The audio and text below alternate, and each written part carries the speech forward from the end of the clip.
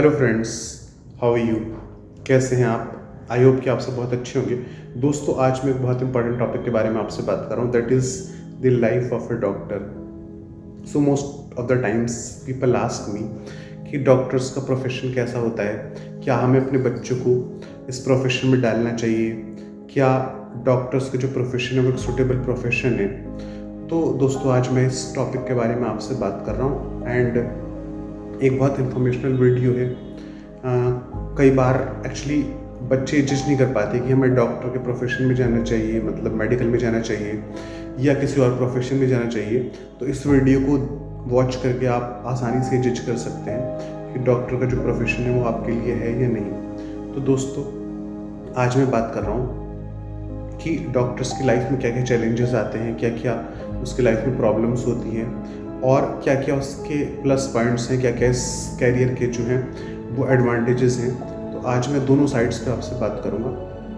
तो दोस्तों, actually most of the times जब कोई भी एक नॉर्मल ह्यूमन बीइंग डॉक्टर के प्रोफेशन को बाहर से देखता है, दूर से देखता है, तो उसको ये लगता है कि डॉक्टर्स जो हैं बहुत ग्लैमरस लाइफ जीते हैं और डॉक्टर्स को तो मतलब शायद ही कभी फाइनेंशियल कोई प्रॉब्लम होती होगी, या डॉक्टर्स जो हैं उनको तो हर तरफ से इतनी रिस्पेक्ट मिलती है और उनको तो मतलब बहुत कंफर्ट वाली उनकी एक लाइफ होती है।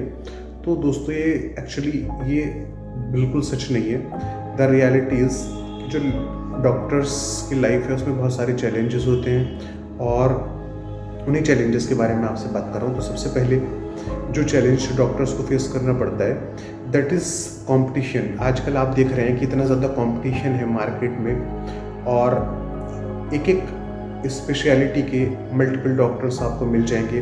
पेशेंट्स में अनअवेयरनेस की वजह से डॉक्टर्स को काफ़ी सारी दिक्कतों का सामना करना पड़ता है।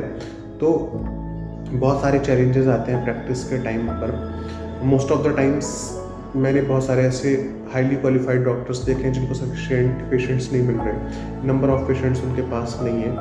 और जितना मैंने इस फील्ड को करीब से एनालाइज किया तो आज मैं कह सकता हूँ कि बहुत सारे ऐसे डॉक्टर्स होंगे इंडिया में जो इस टाइम डिप्रेशन के शिकार हैं, क्योंकि उनको नंबर ऑफ पेशेंट्स या तो उनके पास इतने नहीं है कि वो अपने अच्छे से सर्वाइवल कर सकें। दूसरे, उनका जो सेटअप है वो इतना एक्सपेंसिव होता है, उसका मतलब मंथली उसको बियर करना, उस एक्सपेंस को बियर करना, तो वो भी अपने आप में एक चैलेंजिंग टास्क है। अनलेस आपकी फैमिली में पहले से कोई डॉक्टर रहा है, अगर आपके पेरेंट्स डॉक्टर हैं और एक अच्छा सेटअप आपका ऑलरेडी चल रहा है तो आपके लिए प्लस पॉइंट है। लेकिन अगर आपको एक नया सेटअप स्टार्ट करना है आफ्टर योर मेडिकल कैरियर तो उसमें शायद प्रॉब्लम आ सकती है। दूसरे जो डॉक्टर्स चैलेंज फेस करते हैं, तो एक बहुत बड़ा चैलेंज है कि lack of awareness of patients about their health. India में एक्चुअली मैंने कई बार ये रियलाइज़ किया है कि पेशेंट्स जो हैं वो अपनी हेल्थ को लेकर सीरियस ही नहीं है। कई बार एक मेडिकल से वो दवाई लेके मतलब खाते रहेंगे और डॉक्टर्स के पास उनको लगेगा कि जाने की ज़रूरत ही नहीं है। तो ये जो चैलेंज है ये अक्सर डॉक्टर्स को फेस करना पड़ता है। इसके अलावा इंफ्रास्ट्रक्चर, जब कोई भी डॉक्टर अपना मेडिकल कैरियर स्टार्ट करता है तो उसको एक बहुत कंफर्टेबल इंफ्रास्ट्रक्चर की ज़रूरत होती है, एक बड़े इंफ्रास्ट्रक्चर की ज़रूरत होती है। तो मोस्ट ऑफ द टाइम्स मैंने देखा है कि after their UG and PG doctors बहुत स्मॉल क्लिनिक्स में जो है अपनी प्रैक्टिस स्टार्ट करते हैं। काफ़ी लंबे टाइम तक स्ट्रगल करने के बाद ही वो इंफ्रास्ट्रक्चर को बिल्ड कर पाते हैं। तो इंफ्रास्ट्रक्चर को बिल्ड करने में काफ़ी उनके ऊपर लोन हो जाता है, काफ़ी मतलब बड़ी बड़ी अमाउंट्स वो बैंक से लेके अपना इंफ्रास्ट्रक्चर बनाते हैं और फिर होल लाइफ उसको पे करने में निकाल देते हैं। तो ये एक चैलेंज है डॉक्टर्स की लाइफ में, जिसको मतलब बियर करना रिस्की भी हो सकता है, क्योंकि कई बार होता है कि होल लाइफ उनका जो लोन का अमाउंट है वो पे नहीं हो पाता। मोस्ट ऑफ द टाइम्स लोग देखते हैं कि हमारे सिटी में भी उसकी प्रैक्टिस तो बहुत अच्छी है या वो डॉक्टर तो बहुत सक्सेसफुल है, तो there are very limited doctors के जिनकी प्रैक्टिस बहुत अच्छी होती है, तो वही हमेशा फ्रंट पे रहते हैं। बहुत सारे ऐसे डॉक्टर्स भी हैं जो अपनी प्रैक्टिस इस्टेब्लिश ही नहीं कर पाए, तो वो अपनी लाइफ के बहुत सारे फेजेस में या तो डिप्रेशन में चले जाते हैं या अपनी प्रैक्टिस को कंटिन्यू करते किसी और प्रोफेशन में चले जाते हैं। ऐसे डॉक्टर्स को भी मैंने देखा है। तो ये एक चीज़ मैं आपसे डिस्कस कर रहा हूँ। तो डॉक्टर बनने से पहले या मेडिकल में जाने से पहले इस चीज़ को आप लोग अच्छी तरह से जान लें कि सिर्फ एक सक्सेसफुल डॉक्टर को देख के इस बात को मतलब बिल्कुल इस बात पर भरोसा ना करें कि आप भी सेम हो सकता है, आप उससे ज़्यादा ग्रो कर जाएं, उससे ज़्यादा सक्सेसफुल हो जाएं, बट इस बात की कोई गारंटी नहीं है। अगर आपके अंदर वो पर्सनल क्वालिटीज़ नहीं है, वो पर्सनल आपके अंदर वो एबिलिटीज़ नहीं है, तो हो सकता है कि आप को डॉक्टर के प्रोफेशन में इतनी ज़्यादा सक्सेस ना मिले। इसके अलावा दोस्तों, जो मैं मतलब एक चीज़ महसूस करता हूँ, that is long duty hours. लोगों को ऐसा लगता है कि डॉक्टर्स तो बड़ी कंफर्टेबल लाइफ जी रहे हैं, लेकिन डॉक्टर्स को कई बार लॉन्ग ड्यूटी आवर्स स्पेंड करने पड़ते हैं, और कई बार उनको आईसीयू में और प्राइवेट वार्ड्स में बहुत लंबे लंबे टाइम तक रातें जाग जाग के प्रैक्टिस करनी पड़ती है, अपनी ड्यूटीज़ परफॉर्म करनी पड़ती हैं। तो ये भी अपने आप में बहुत चैलेंजिंग टास्क है। तो अगर आप चाहते हैं कि आप एक अच्छे डॉक्टर बने, तो इस बात के लिए हमेशा तैयार रहिए कि आपको बहुत लंबे टाइम तक प्राइवेट वार्ड्स में या आईसीयू में, जहाँ कुछ मिनट्स रह पाना ही बहुत चैलेंजिंग होता है, वहाँ आपको रातें जाग जाग के प्रैक्टिस करनी पड़ेगी। इसके अलावा एक चीज़ होती है कि पेशेंस। डॉक्टर्स का जो कैरियर है, that is a patients demanding job. कई बार स्टार्टिंग में जब डॉक्टर्स के पास नंबर ऑफ़ पेशेंट्स सफिशिएंट नहीं होते, तो उनको कई बार बहुत लंबे टाइम तक खाली भी बैठे रहना पड़ता है। कई बार उनको बहुत लंबे टाइम तक वेट करना पड़ता है कि मेरे पास नंबर ऑफ़ पेशेंट्स कब आएँगे। तो ये पेशेंस डिमांडिंग जॉब है। तो अगर आपको लगता है कि आपके अंदर इतना लंबा पेशेंस नहीं है, या आपके अंदर पेशेंस नहीं है, पेशेंस की कमी है, तो फिर आप बहुत सोच समझ के इस बात का फैसला करें कि आपको मेडिकल में जाना है या नहीं। क्योंकि हो सकता है कि फिर आप अपने, अगर आपके अंदर आपको लगता है कि आप बहुत जल्दी अपना पेशेंस लूज़ कर देते हैं, तो भी मेडिकल करियर मुझे नहीं लगता कि आपके लिए एक बहुत अच्छा ऑप्शन है।